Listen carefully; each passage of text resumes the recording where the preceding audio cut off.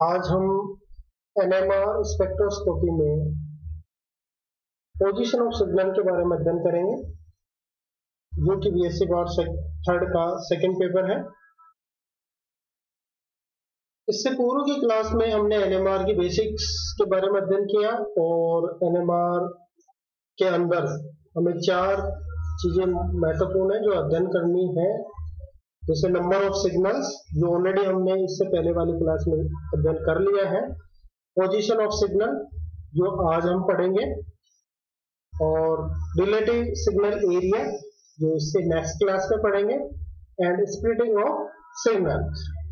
तो आज हम पोजीशन ऑफ सिग्नल के बारे में अध्ययन करेंगे, जिसका दूसरा नाम केमिकल शिफ्ट भी है, जो हमें electronic environment of particular proton, अर्थात किसी भी प्रोटॉन के चारों तरफ कैसा इलेक्ट्रॉनिक एनवायरनमेंट है उसके बारे में हमें जानकारी प्रदान करता है। तो आइए हम शुरू करते हैं। पोजीशन ऑफ सिग्नल के बारे में। तो पोजीशन ऑफ सिग्नल क्या है?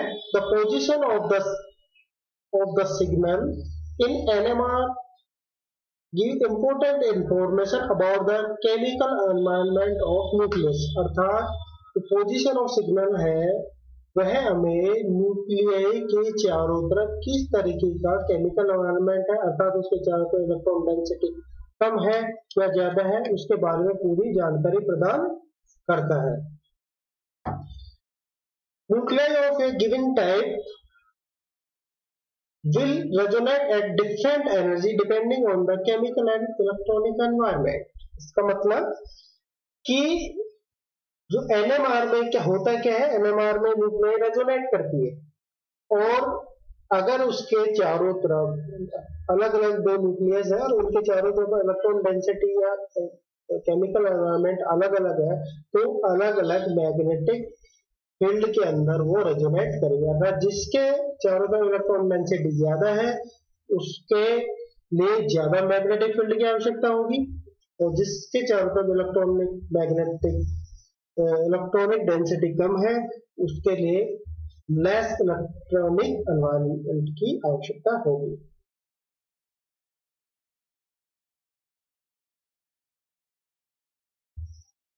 Position of signal.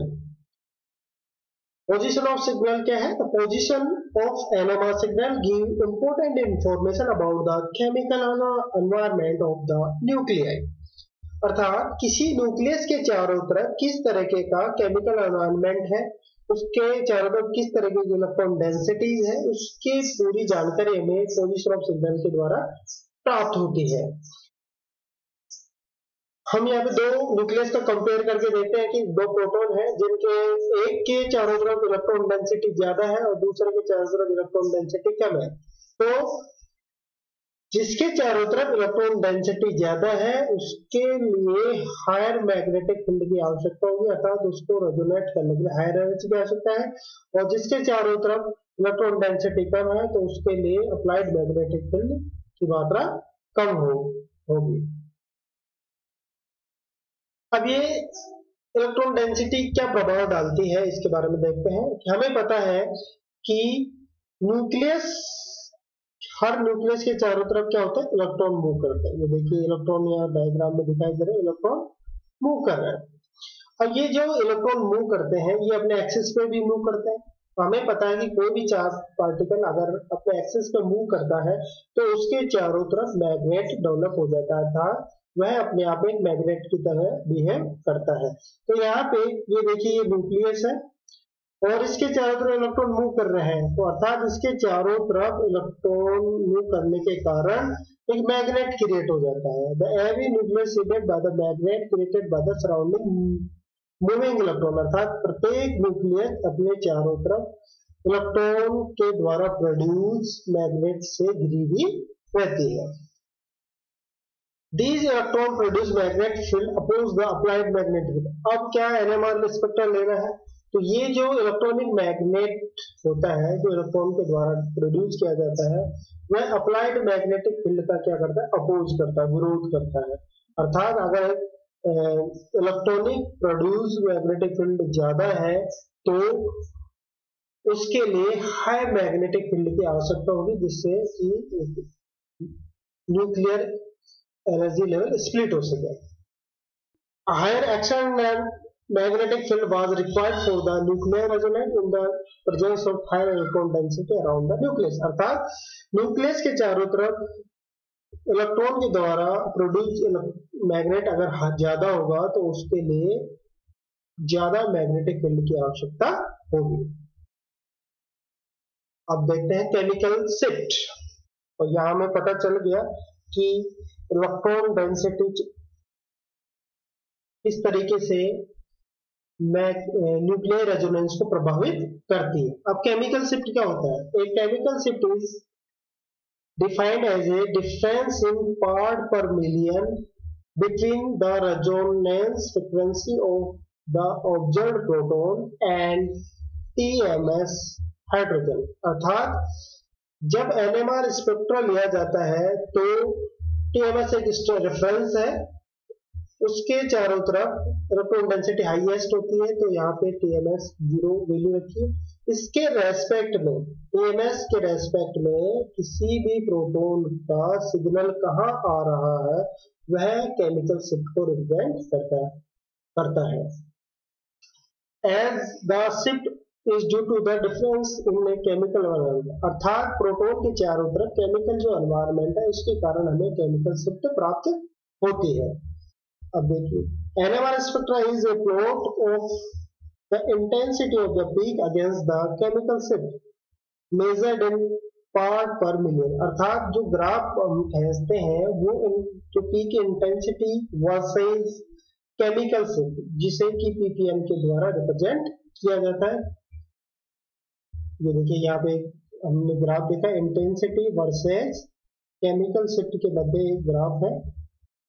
यहाँ पे टीएमएस एक रेफरेंस है, अर्थात इसके चारों तरफ इसमें जो पाए जाने वाले प्रोटॉन के चारों तरफ इलेक्ट्रॉन डेंसिटी 100% मानते हुए इसकी 0 वैल्यू रखी गई है। तो जैसे जैसे इस साइड में चलेंगे हम तो देखिए वैल्यू बढ़ती जा रही है इस तरीके से।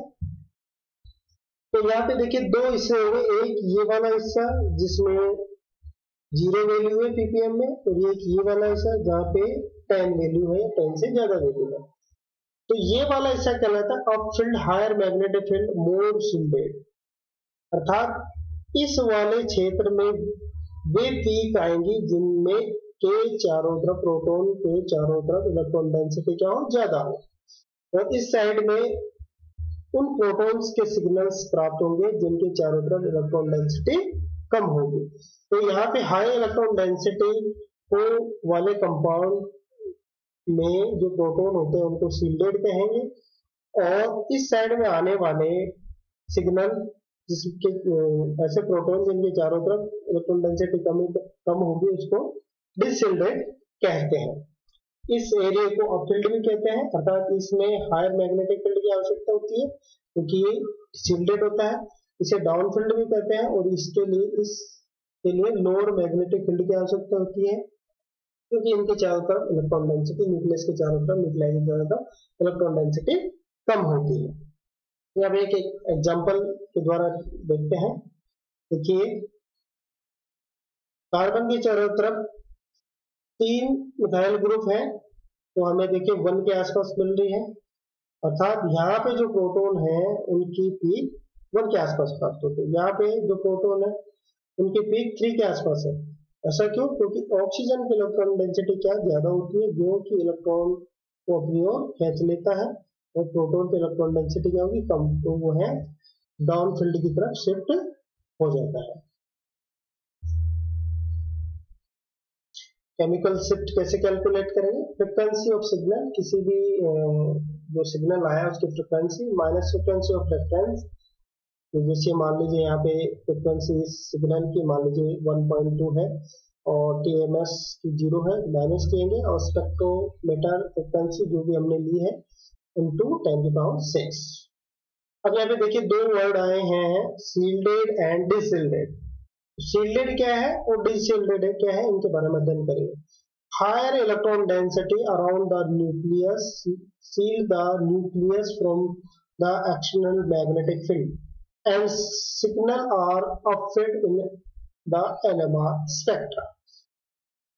का मतलब हुआ कि किसी न्यूक्लियस के चारों तरफ अगर हायर इलेक्ट्रॉन डेंसिटी है तो वह न्यूक्लियस उस इलेक्ट्रॉन्स के द्वारा प्रोड्यूस मैग्नेटिक फील्ड के द्वारा क्या हो जाती है, सील्ड हो जाती है। और सील्ड होने के कारण उसका एनएमआर स्पेक्ट्रा लेने के लिए हमें हायर मैग्नेटिक फील्ड की आवश्यकता होगी, और हायर मैग्नेटिक फील्ड की आवश्यकता होगी तो हमारा जो सिग्नल प्राप्त होता है वो हमारा अप फील्ड की तरफ प्राप्त होता है, क्योंकि यहाँ पे मैग्नेटिक फील्ड क्या है, हाई है। यहाँ पे इसे भी लिख सकते हैं, ये मैग्नेटिक फील्ड हाई हो गया और यहाँ पे मैग्नेटिक फील्ड क्या है, लो है। अब लेकर डिशील्डिंग, low electron density around a nucleus de-shield the nucleus from the external magnetic field and signal are downfield in the NMR spectra। का मतलब है कि जब न्यूक्लियस के चारों तरफ इलेक्ट्रॉन डेंसिटी कम होती है तो वह न्यूक्लियस इलेक्ट्रॉन्स के द्वारा प्रोड्यूस मैग्नेटिक फील्ड से कम शील्ड होगा, और कम शील्ड होगा तो एनएमआर स्पेक्ट्रा में उसके लिए कम मैग्नेटिक फील्ड से ही काम चल जाएगा, अर्थात लो मैग्नेटिक फील्ड से ही हमें स्पेक्ट्रा प्राप्त होगा। और जो लो मैग्नेटिक फील्ड में स्पेक्ट्रा आ रहा है तो इसका मतलब है उससे कहेंगे हम डाउन फील्ड, अर्थात सिग्नल हमें कहाँ प्राप्त हो रहा है, डाउन फील्ड में। देखिए यहाँ पे हमें डाउन फील्ड में सिग्नल प्राप्त होता है। ये देखिए एग्जाम्पल, ये लो इलेक्ट्रॉन डेंसिटी के कारण डाउन फील्ड की तरफ शिफ्ट हो गया और हाई इलेक्ट्रॉन डेंसिटी के कारण ये अप फील्ड की तरफ शिफ्ट हो गया। ये इस तरीके से समझेंगे। ये मैग्नेटिक फील्ड इस तरफ से देखिए हायर होता जा रहा है, बढ़ता जा रहा है, और जीरो है, हाईएस्ट मैग्नेटिक फील्ड की आवश्यकता होती है, तो 100% शील्डेड हो गया और इसे अप फील्ड भी कहेंगे। और इस तरफ तो वैल्यू बढ़ती जा रही है हमारी, अतः ये डीशील्डिंग को रिप्रेजेंट कर रहा है, डीशील्डिंग को, और इसे डाउन फील्ड भी कहते हैं। जैसे जैसे इलेक्ट्रॉन डेंसिटी प्रोटॉन न्यूक्लियस के चारों तरफ कम होती जाएगी हमारा सिग्नल इस तरफ शिफ्ट होता जाएगा, अर्थात वैल्यू हमारी 10 डेल के से की तरफ खिसकती जाएगी। ये देखिए यहाँ पे ये स्टैंडर्ड वैल्यू है टीएमएस के लिए 0, अर्थात ये हाईएस्ट शील्डेड है और ये अप फील्ड पे है। केमिकल शिफ्ट को रिप्रेजेंट करा है जिसको डेल पीपीएम से रिप्रेजेंट कर रहे हैं हम।